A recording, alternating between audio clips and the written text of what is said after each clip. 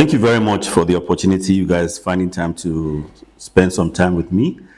Dahiru Sani is the Kaduna man who left his fantastic career a few years ago, like 20 years plus. As a bank manager somewhere in Kaduna, looking at branches of bankings across the north, and decided that, look, hey, wait a minute, there's a problem here. There's a deficit in society. And for that reason, I decided to carve a niche.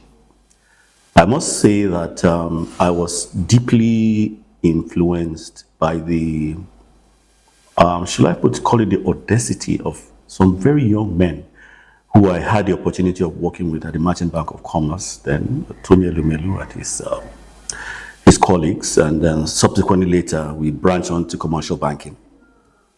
From then on, I started seeing the reality of the fact that there was really a gap in terms of talent, particularly, across the divide in Nigeria. We used to call it in banking, then we used to call it upcountry.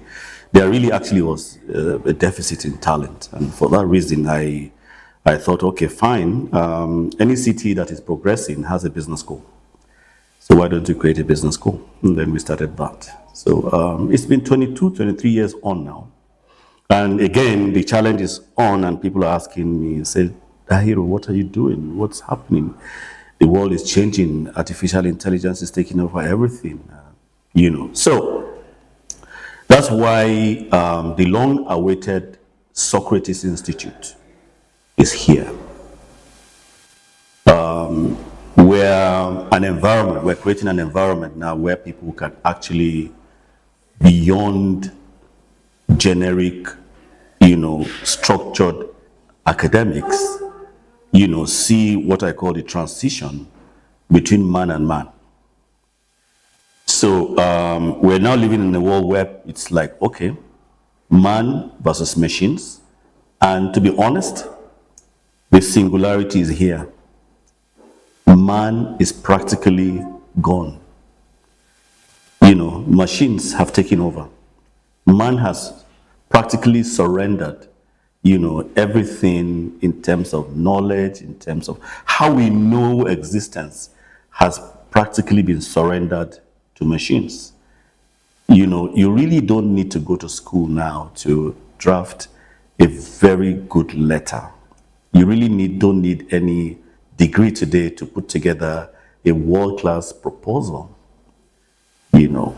So, the missing link now is that we need to begin to let society know that there is another man, the bigger man.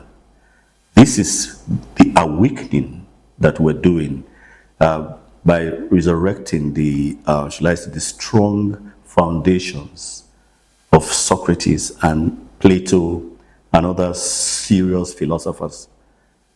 The knowledge they left behind, we're trying to resurrect it so that people begin to really appreciate that, yes, we have machines, but honestly, machines can only replace the lower man. We have to bring out bigger man. That is where we're looking at the psyche and the overall, role the psyche plays in philosophy. So wisdom is really where the challenge is, and that's what we're trying to bring up at the Socrates Institute.